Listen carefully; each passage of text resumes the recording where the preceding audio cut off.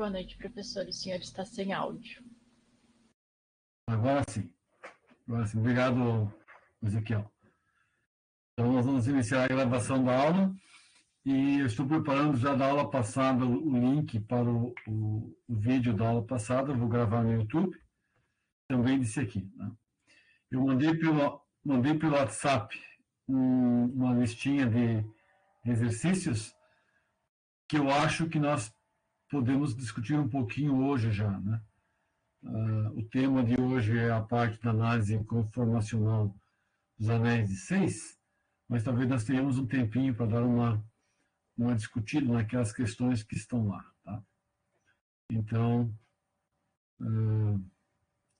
vamos iniciar aqui. Tá. Primeiro vou parar a câmera, para ficar mais fácil, né? E mais rápida a apresentação. E eu tenho que compartilhar a minha tela.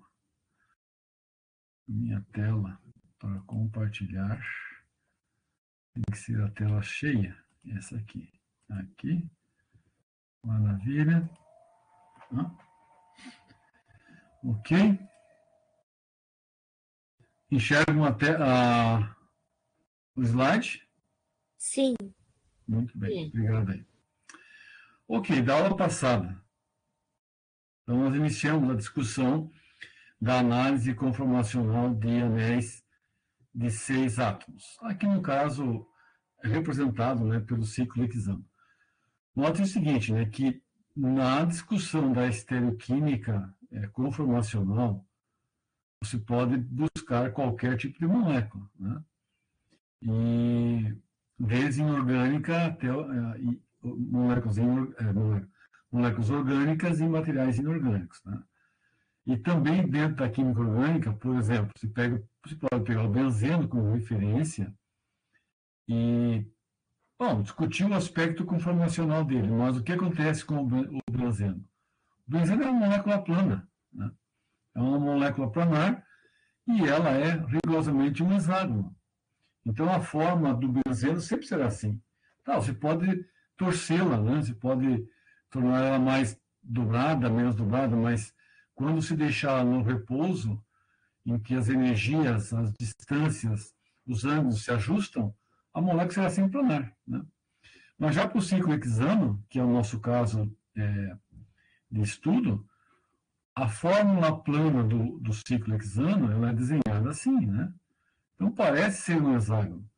Só que rigorosamente, cada ligação aqui de hidrogênio, carbono e carbono-carbono, elas não são ligações representadas no plano.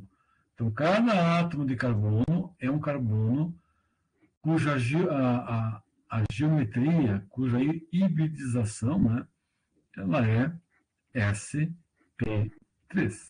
Então, se você conectar agora essa ligação que sobra, essa aqui e esta, ao anel maior, o que vai acontecer? Estes dois átomos de hidrogênio, eles não estão no mesmo plano, eles estão em planos diferentes. Então, uma ligação aqui em cunha para frente e uma tracejada para trás. Então, se você olhar para o ciclo hexano, dependendo da perspectiva, tu tem esse desenho aqui. Então, parece um hexágono. Aparentemente, as ligações aqui obedecem um ângulo de 120 graus, o que não é correto, né? No entanto, quando você tem uma nova visão, que é esta aqui, que é a visão de lateral, né, de side view, o que nós podemos perceber? Né? Que o ciclo de carbono, contendo os 6 átomos, rigorosamente, eles não estão no mesmo plano. Né? Então, eles descrevem uma estrutura tridimensional que nós vamos chamar um arranjo, né? Então, este é um arranjo em 3 dimensões que nós chamamos de arranjo cadeira. Tá? Cadeira. Isso quer dizer, então, que agora nós somos obrigados a desenhar os átomos de carbono obedecendo esta disposição espacial que é vista. Então, aqui está a cadeira, uma possível representação para o ciclo hexano na forma tridimensional. Bom, então o que nós vimos na aula passada, né? Que o ciclo hexano tem características importantes que são essas aqui, né? Que é a posição relativa dos hidrogênios. Nós discutimos na aula passada, então, as esferas em azul representam os hidrogênios na direção equatorial e as esferas em vermelho representam os hidrogênios na direção axial. Tá? Então, tem uma orientação equatorial e uma orientação axial dos átomos de hidrogênio. Tá? Então, eles têm ambientes químicos diferentes. E esse ambiente químico diferente do hidrogênio permite que nós possamos estabelecer um equilíbrio entre os diferentes hidrogênios. E esse equilíbrio ele pode ser monitorado, ele pode ser avaliado usando uma técnica, né, que nós vimos que a técnica é a ressonância magnética nuclear do hidrogênio.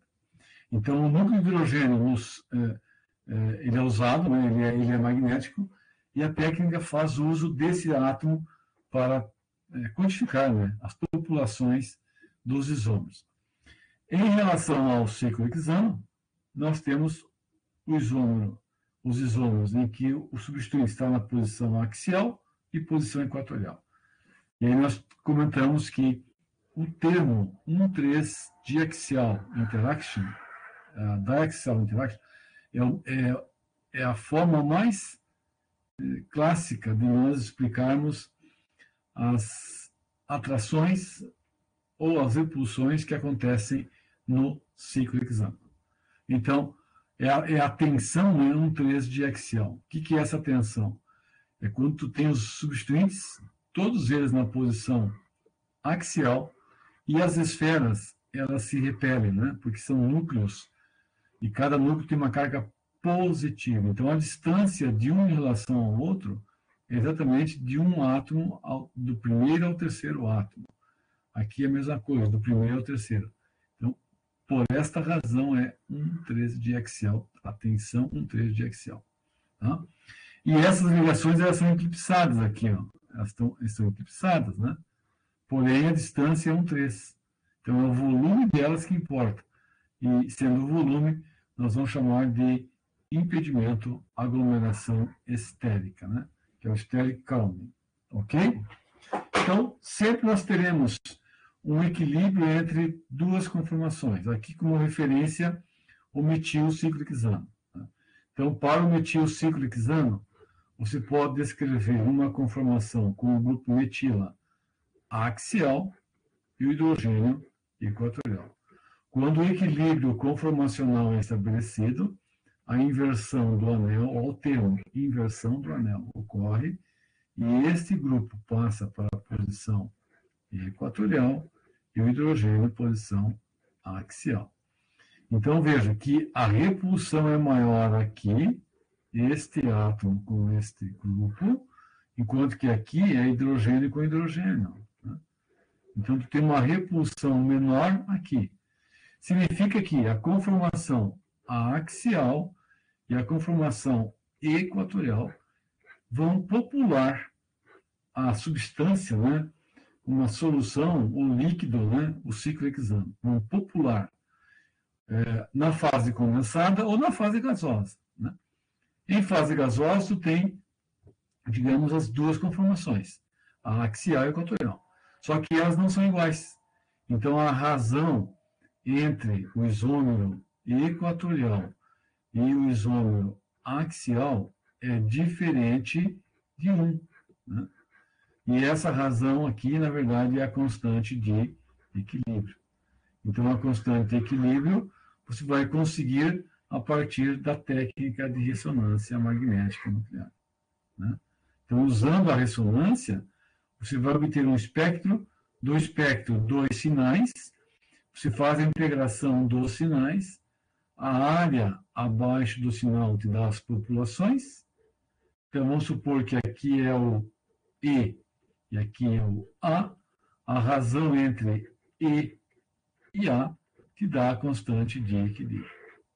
Conhecendo a constante de equilíbrio, você tem acesso à energia livre, ou ao ΔG, ou ao ΔH, ou assim por diante. através da equação ΔG menos RT Ln do K de equilíbrio. Beleza? Ó, conhecendo o K, numa certa temperatura, a constante dos gases, né? Então, tu tem esses dois valores, você calcula o ΔG.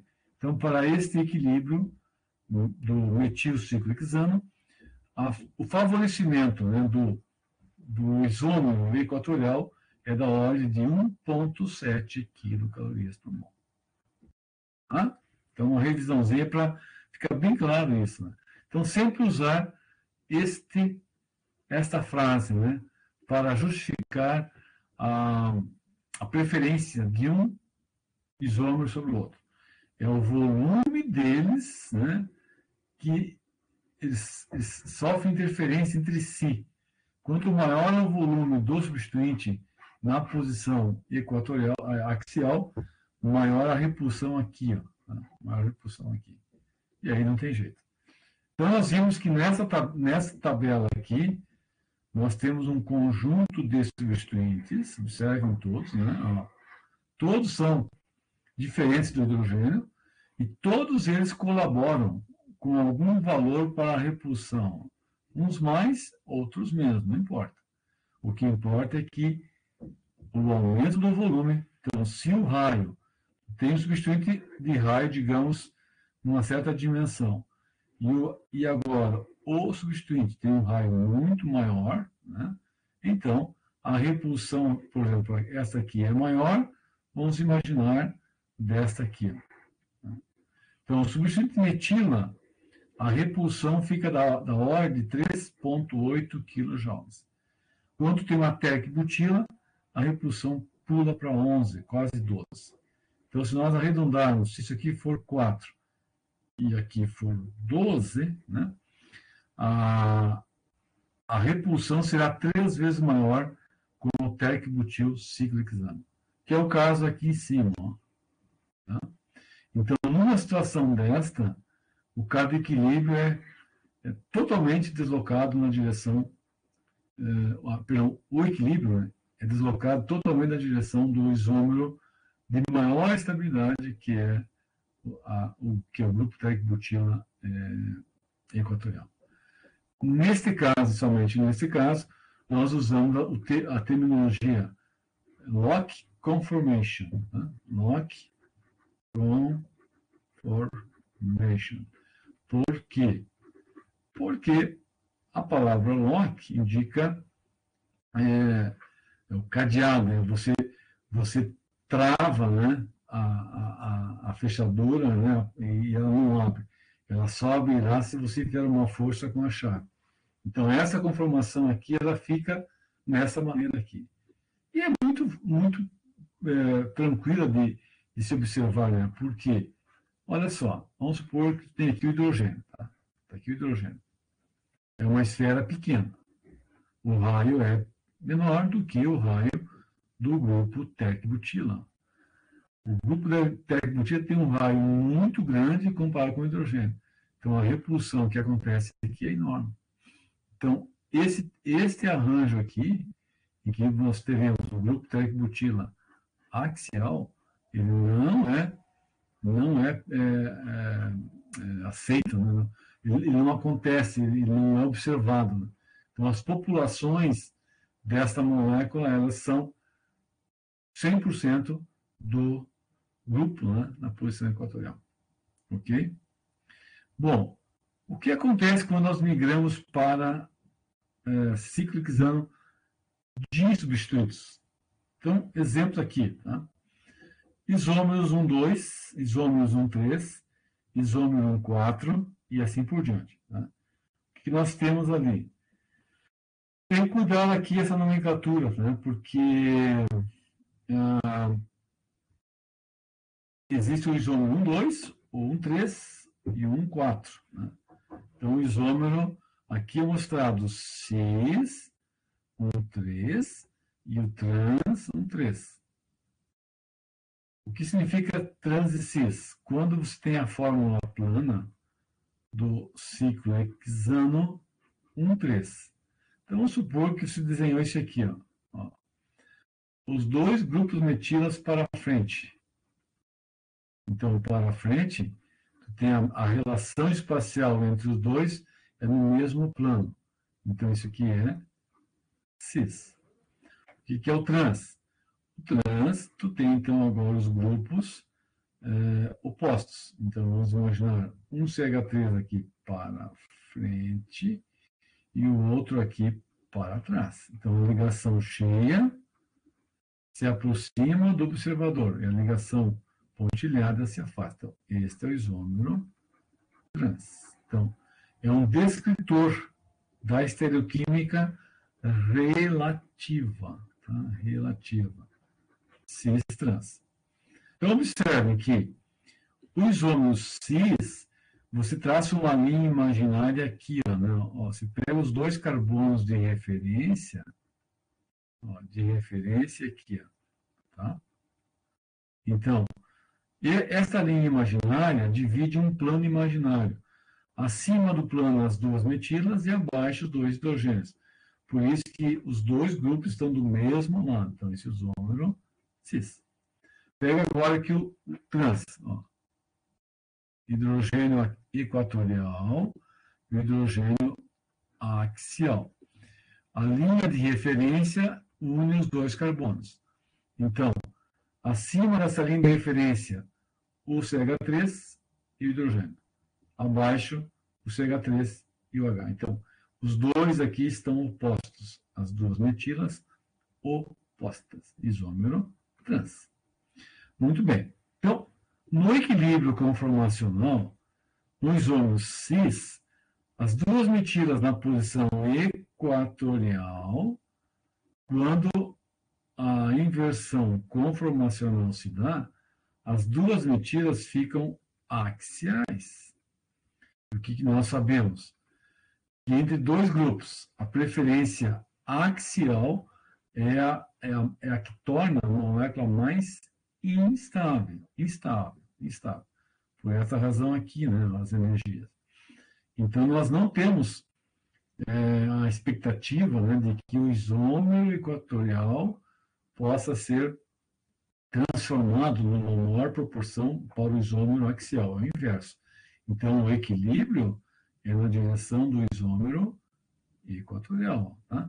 Então, cada equilíbrio aqui é menor do que um, porque esta estrutura é mais instável. Tá? Agora, nota no trans. Aqui a posição, a orientação axial. Aqui, equatorial. Na outra conformação, axial e equatorial. Então, percebam que no equilíbrio conformacional, você não tem uma preferência. Ou seja, este axial vira equatorial. Se pudesse marcar, esse carbono aqui marcado, é este aqui. Tá? E este carbono não marcado é este. Então, o que era equatorial vira axial. E o que era axial vira equatorial. Então, no fundo, um compensa o outro. Então, no equilíbrio, ambas as conformações elas contribuem, elas populam para a substância trans 1,3-dimetilciclohexano. Bom, e no isômero 4? Vamos lá. No isômero 4, vamos lá aqui, ó. Vamos unir este carbono com este. Né, ó. Aqui, uma linha imaginária, do mesmo lado os grupos metila, e do mesmo lado os átomos de hidrogênio. Então, que substância é esta aqui? É o isômero. Inverte a conformação do isômero cis-1,4, o grupo axial marcado se transforma, né, no grupo equatorial marcado. E este axial, este metil equatorial, se transforma nesse axial. Então, é como se este aqui equivale a este, tá? E este aqui equivale a esse. Então, as duas conformações são equivalentes em energia. São estados degenerados em energia. Tá? Então, isso é muito importante, essa questão toda. Tá? Posso seguir? Se você agora pega o isômero trans, então marcamos aqui carbono de referência. Muito bem. A nossa linha imaginária está aqui. O hidrogênio axial. O hidrogênio axial. As duas metilas equatoriais. Equatorial e equatorial. Quando a inversão de conformação acontece, observem, né? E agora os hidrogênios passam para a posição equatorial e a orientação das metilas é axial. Então, tu tem uma repulsão aqui, você tem uma repulsão 1,3 aqui, que você não tem aqui. Então, essa repulsão 1,3 aqui é hidrogênio e hidrogênio. Esta repulsão que está aqui é HH. Então, as duas esferas, tu tem dois hidrogênios, ou você tem um hidrogênio e um CH3, né? Nas posições 1, 3, ó, aqui hidrogênio. Então, a repulsão aqui é maior e a repulsão aqui é menor. Então, é mais estável o isômero trans 1,4 dimetil ciclohexano, em que os grupos CH3 estão em lados opostos, né? Que é trans, e na posição equatorial. Tá? É importante o seguinte, né? Que a descrição, através da representação plano, em que você faz assim, ó, vamos supor, um CH3 aqui para frente, né? E um CH3 aqui para trás. Esta representação indica, de fato, o isômero trans. Né? Mas, da forma como está escrito aqui, você não tem condições de afirmar se isto representa o isômero com os grupos metilas axiais ou equatoriais.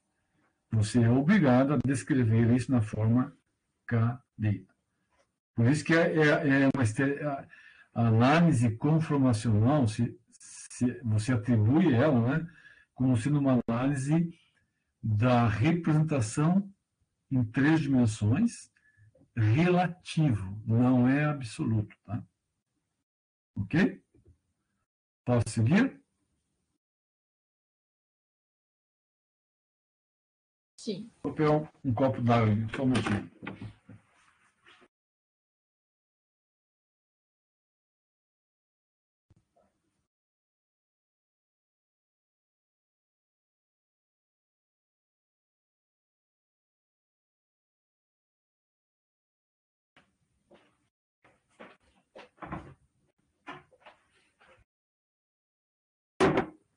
Alguma dúvida?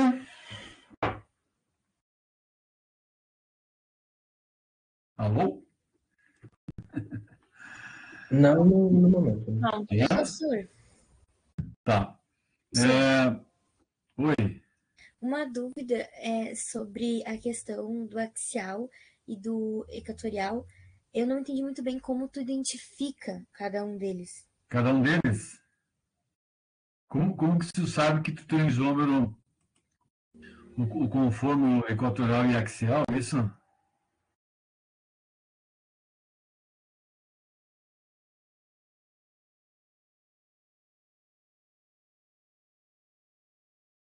Essa é a dúvida?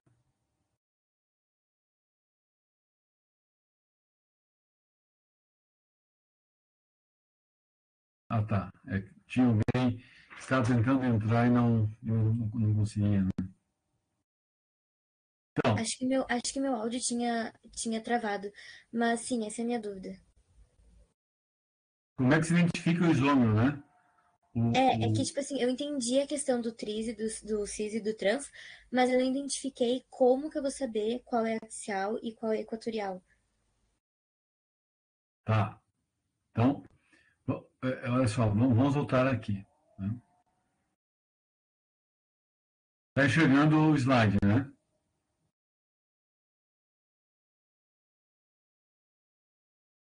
É a Isabela?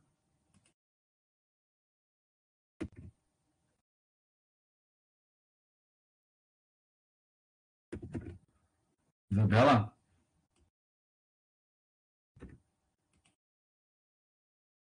Estão vendo o slide?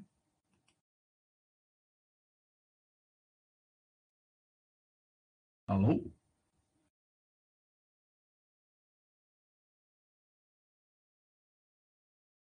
Alô? Não?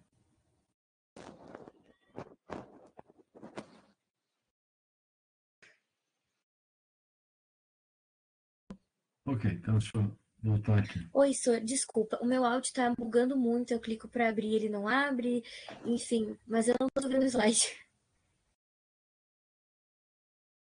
Eu também tô tentando acionar o microfone e ele bloqueia quando eu vou falar.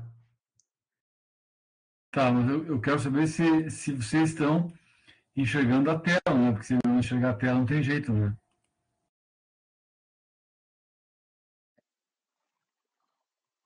A gente tá vendo o compartilhamento da página do MConf. Tá, mas enxerga o slide? Não, não tem um slide. Putz. Olha aí. Eu tenho que compartilhar.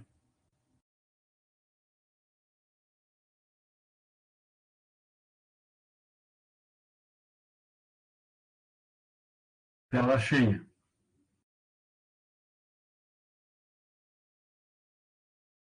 E agora?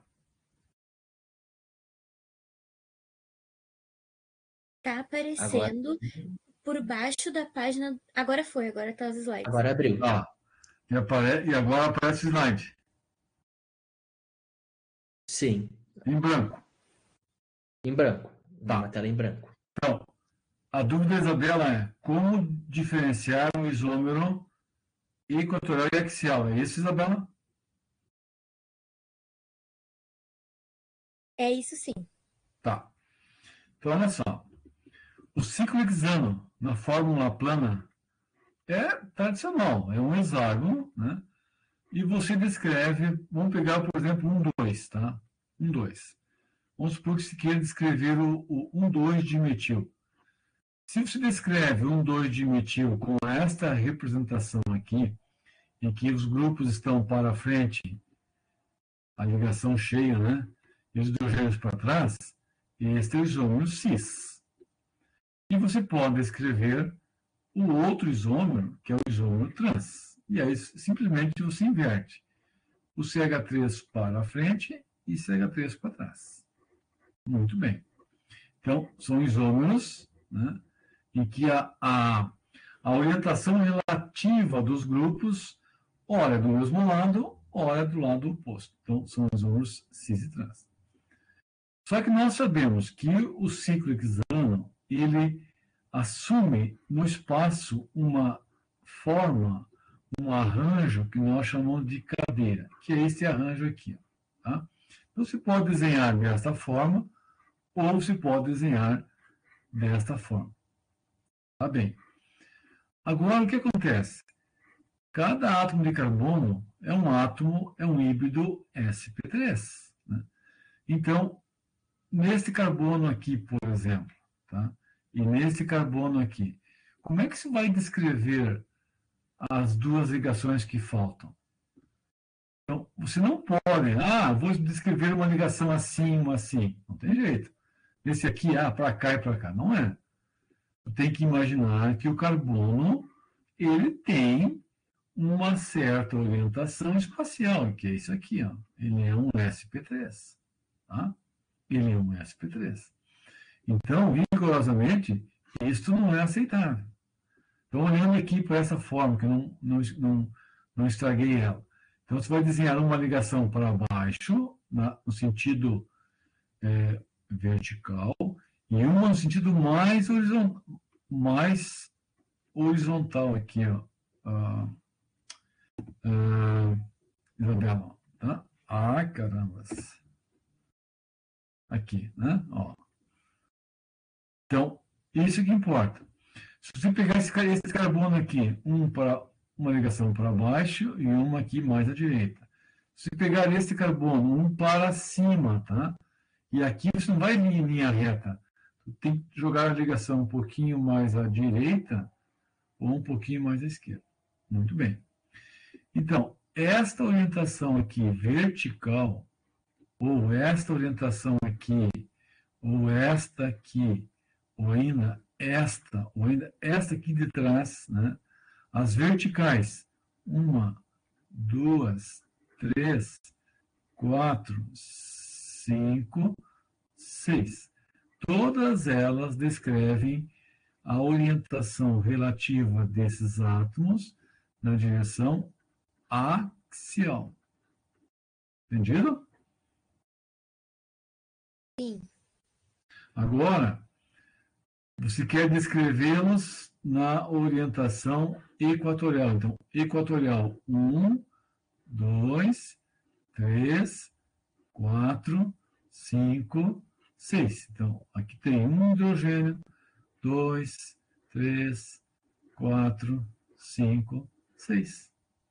Então, mais ou menos assim, né? Os átomos que estão orientados nesta região periférica da molécula são átomos que estão orientados na direção da linha do equador. E aqueles átomos que estão orientados nesta região aqui mais vertical, né, para cima e para baixo, tu tem os grupos, né, nas posições axiais. Tá? Então, o que nós temos do cis e trans aqui? Ora, você vai desenhar o anel, sempre obedecendo o seguinte, ó, você quer desenhar, posicionar os grupos em que eles têm uma orientação cis. Tá? Cis. Então, o que significa isso? No imaginário, este carbono com este. Então, a nossa linha imaginária passa por aqui. Ó. Então, você está olhando os dois, você está com os olhos aqui. Tá? Então, você está olhando a molécula daqui para lá. Então, o que tu enxerga? O carbono 1, o carbono 2, e agora, ó, abaixo desta linha, tu tem este grupo aqui e tem este grupo. E acima tem um hidrogênio aqui e um hidrogênio aqui. Então, essas duas aqui estabelecem uma relação cis. Então, esse é o dimetil 1, 2, cis, ciclohexano. Se fosse o isômero trans, ok, o isômero trans, o que você tem? Você deve descrever, ó, vamos pensar assim, ó. Vamos pegar, digamos, aqui, né? Aqui, e vamos pegar aqui. Eu quero o isômero trans, tá? Então, a nossa linha imaginária, ela passa por esse carbono e esse. Então, a linha imaginária, ela está aqui, ó. Aqui está a linha imaginária. Então, esta ligação fica acima dela, essa ligação fica acima, e esta fica abaixo, e esta fica abaixo. Então, esta aqui, um CH3 aqui e um CH3 aqui, tu tem um isômero trans, ou ainda, o hidrogênio para cima, hidrogênio para baixo. Então, este é o isômero trans. Entendido, Isabela?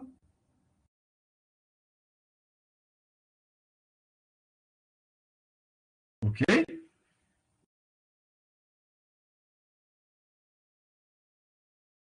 Isabela? Isabela?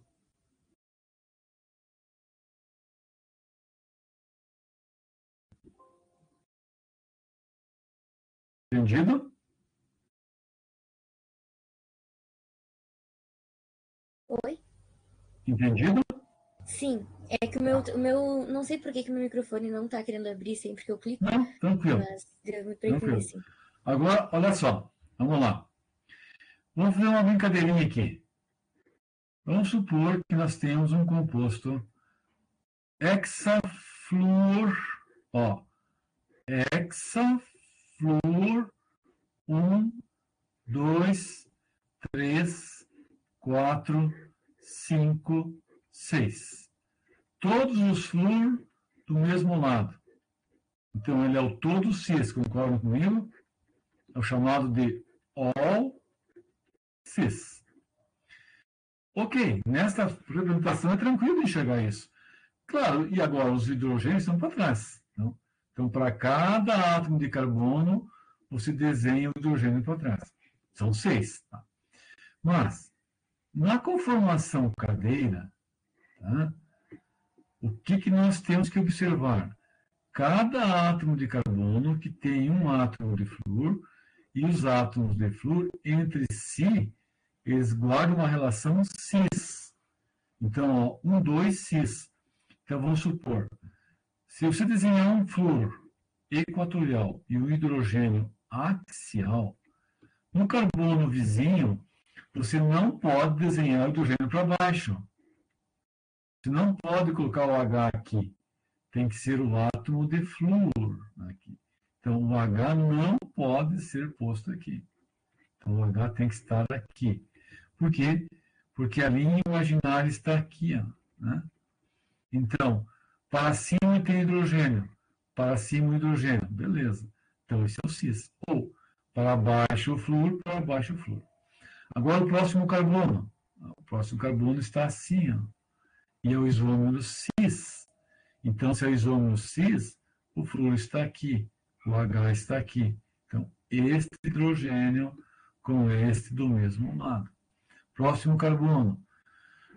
Nós queremos o isômero cis, então o flúor para baixo, hidrogênio para cá. Próximo carbono. Nós queremos hidrogênio para cima e flúor para baixo. No próximo e no último carbono, o hidrogênio para cima aqui e o flúor para baixo. Tá? Então, desta forma, nós temos todo o all cis. Tá? Ok? Muito bem. Então, voltamos aqui. O ciclo Professor, Oi. no caso, então, o trans ele é menos estável que o cis daí? O que você acha? Eu acho que é menos estável. Vamos ver. Vamos ver. Mas antes de eu responder a tua pergunta, eu quero comentar aquilo que você tinha falado na aula passada sobre essa dificuldade de enxergar o movimento que os átomos de carbono fazem no anel do ciclo hexano, né? Então, aqui está bem claro o que eu quero mostrar, o que eu quero discutir e espero, né, que você tenha resolvido a tua dúvida, né? Aí depois eu volto a essa pergunta tua ali sobre a questão do trans, se ele é mais ou menos estável. Tá? Então, no ciclo hexano, nós temos a cadeira 1 que se interconverte na cadeira 2. As duas têm a mesma energia. Então, se você olhar do ponto de vista energético, a cadeira 1 se transforma na cadeira 2. Então, a energia delas no final é a mesma. Mas essa barreira aqui é a barreira rotacional. É a barreira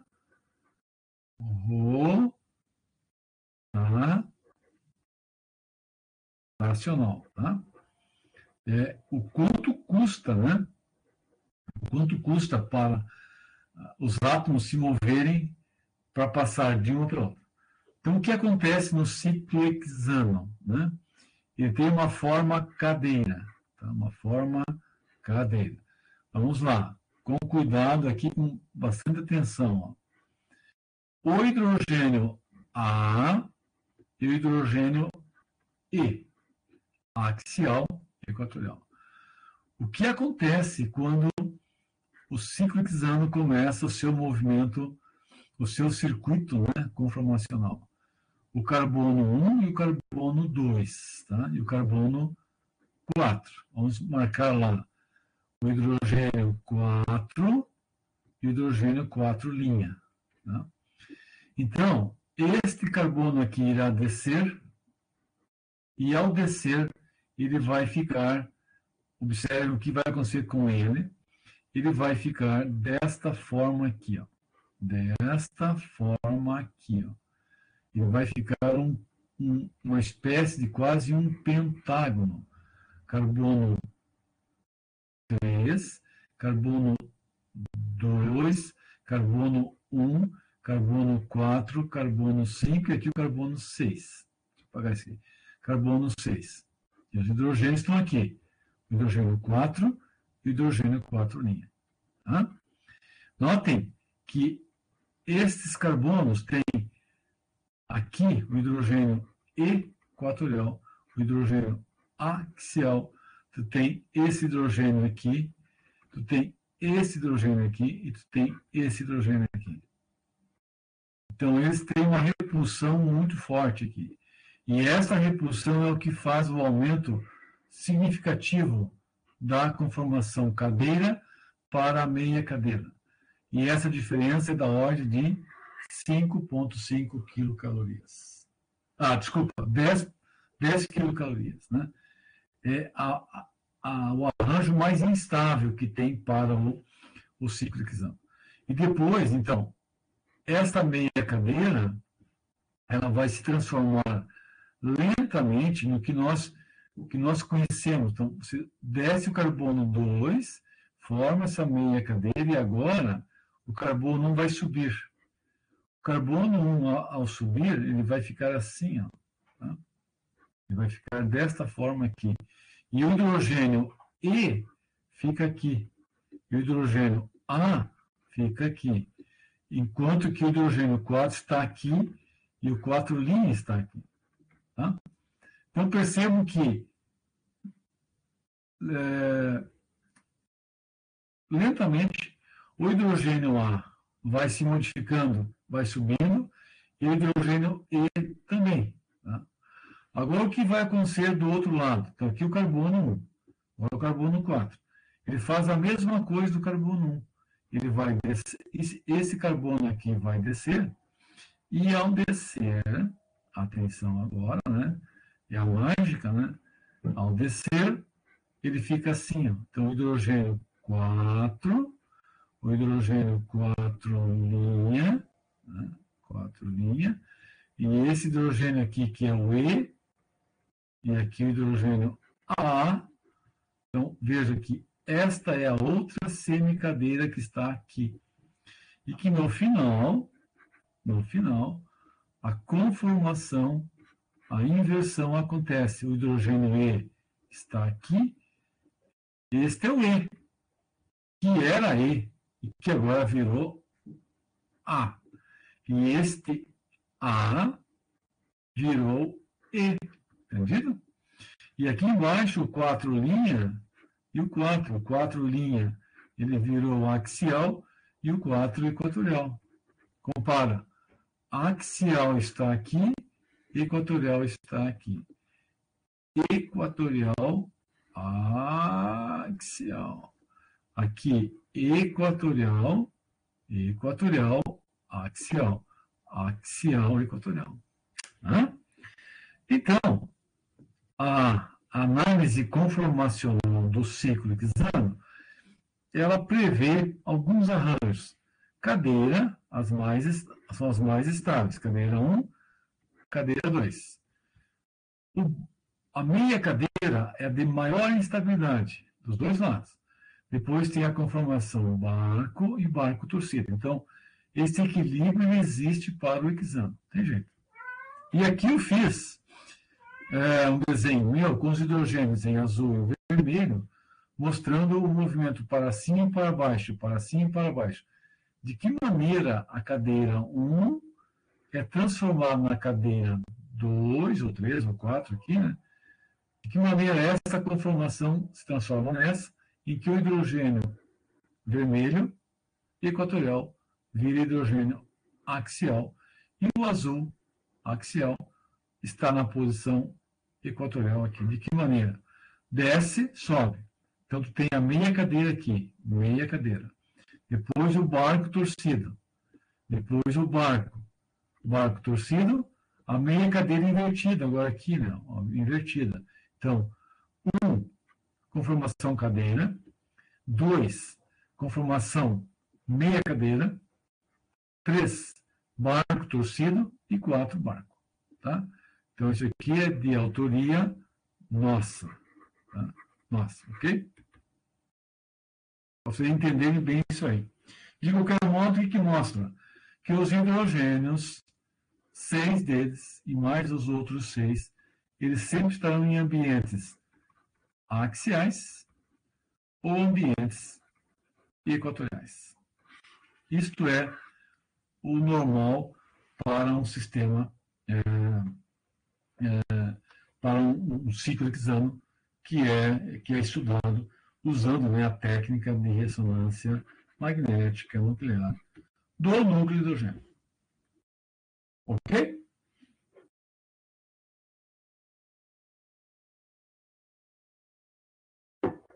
Então, o que nós vamos fazer? Nós vamos olhar, por exemplo, como é que se comportam, em termos de diferença de estabilidade e reatividade, 2 anéis. O anel com 5 átomos, o ciclo pentano, e o anel com 6 átomos, que é o ciclo hexano. Tá? O ciclo pentano, nós já vimos, ele assume uma conformação que nós chamamos de envelope. Né? Envelope. E o ciclo hexano, ele assume uma conformação que nós chamamos de cadeira.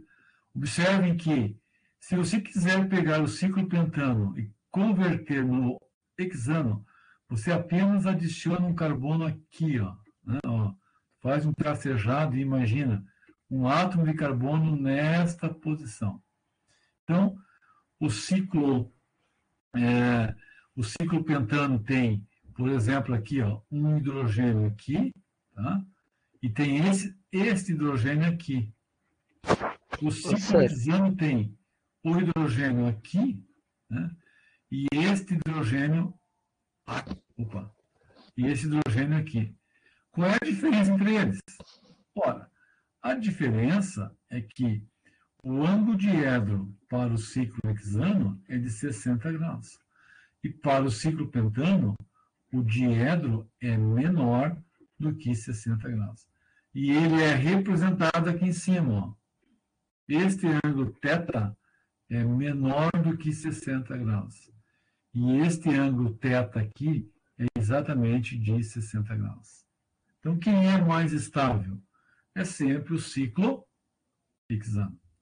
Notem que cada carbono aqui, em relação ao seu vizinho, tem um diedral de 60 graus. Este diedral de 60 graus leva um nome em particular. É um arranjo Gauss. Tá? Então, sempre o termo Gauss refere-se a uma orientação de 60 graus entre 2 grupos de referência. Se, porventura, você quisesse pegar um caso desse aqui, tá? Em que tu tenha que dizer qual é a relação entre este hidrogênio e o grupo Y. Tá? Então, a relação entre eles é de um ângulo diedro de 180 graus. Aí você vai usar o termo, não é Gauss, é a conformação antiperiplanar. Ok? Antiperiplanar. E uma questão, você discutir a análise conformacional de um anel de 6 e um anel de 5. Né? Observem aqui, no anel de 6, ó, o equilíbrio é muito deslocado para a esquerda. Por quê? Porque este átomo aqui tem como vizinho o hidrogênio que está aqui, ou o hidrogênio que está aqui. E o que acontece? A repulsão 1,3 diaxial é muito intensa. Diaxial. Então, quando ele equilibra e se desloca para o isômero equatorial, esta repulsão 1,3, ela existe, mas com os átomos de hidrogênio. Tá? Ó, tem aqui hidrogênio em cima ou hidrogênios embaixo. Então, você não tem rigorosamente aqui a repulsão 1,3 entre o grupo A e o hidrogênio. Então, esta aqui é a mais estável. Agora, o que acontece no ciclo pentano? Observem que o A, olhando numa perspectiva da conformação de Newman, né? Nós olhamos o A, o que ele tem? Ele está ligado aqui ao carbono, que por sua vez, lá atrás, tem um hidrogênio aqui, ó, tá? Tem um hidrogênio aqui, e você tem o outro hidrogênio aqui, ó, né? Então, esta repulsão aqui, ela sempre existe para um anel de 5, coisa que não tem para o anel de 6. Então, o anel de 5 é mais instável e o anel de 6 é mais estável. Hã? E aí, nós podemos brincar à vontade, né? Com diferentes padrões de substituição, diferentes grupos funcionais. Você pode trabalhar com mono substituído, com di, com tri, com tetra e assim por diante. Aqui são um exemplo de sistemas com 3 grupos. Os 3 grupos são up, né, tudo para cima, e representa, então, o isômero, todo ele cis. Mas poderia ser todo ele trans, né? E aí se pode fazer essas questões. Então, veja, o todo cis está aqui em cima. Os 3 grupos nas posições axiais.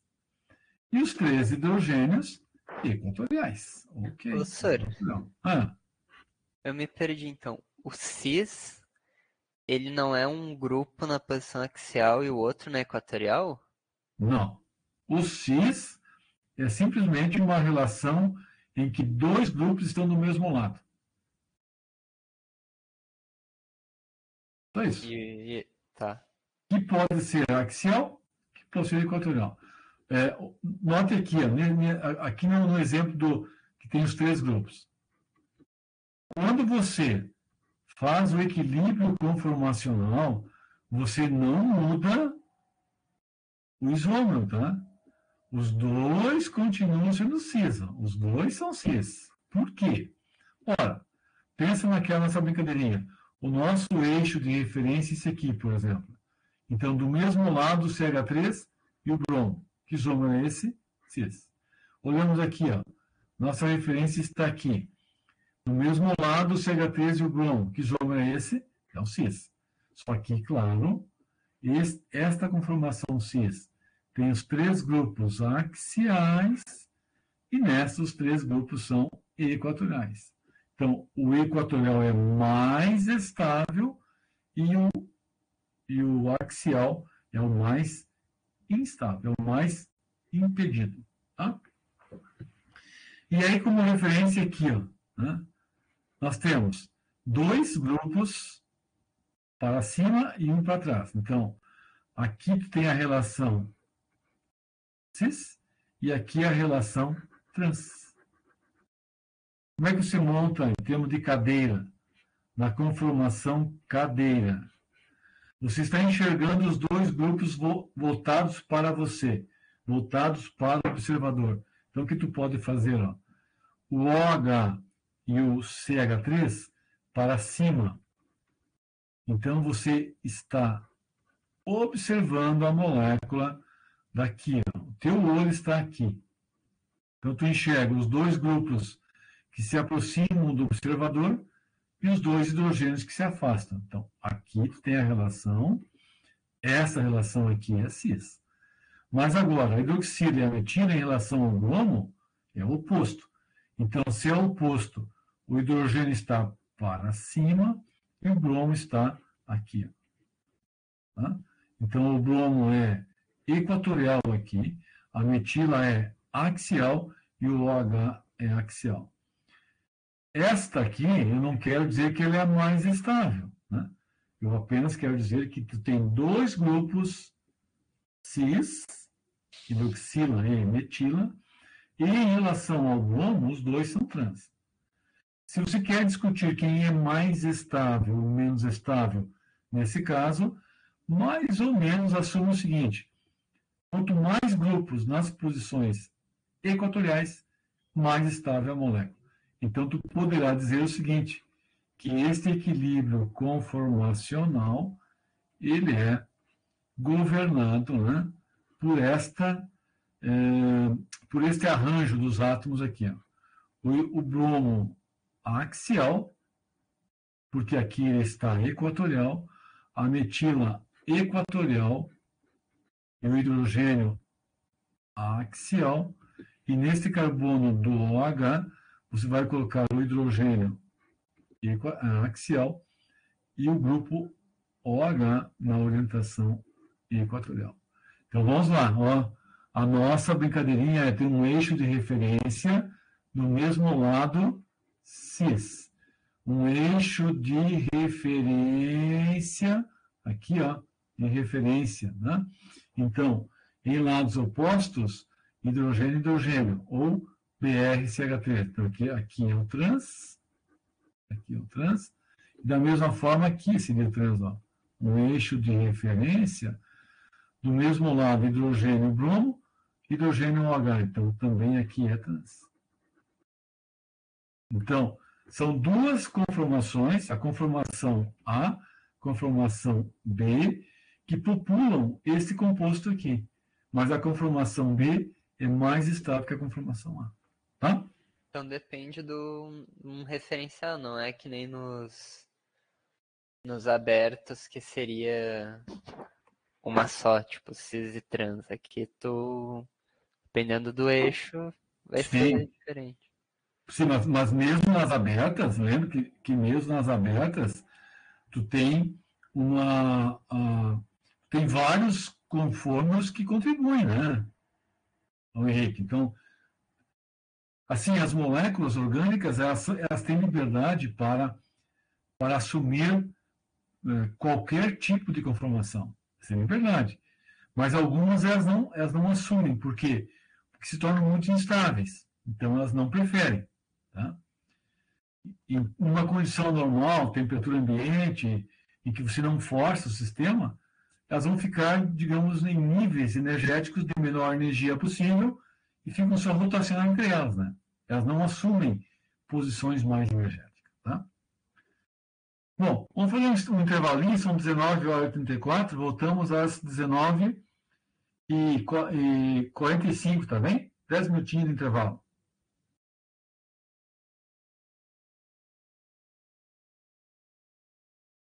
Ok? E aí eu vou parar aqui a gravação momentaneamente.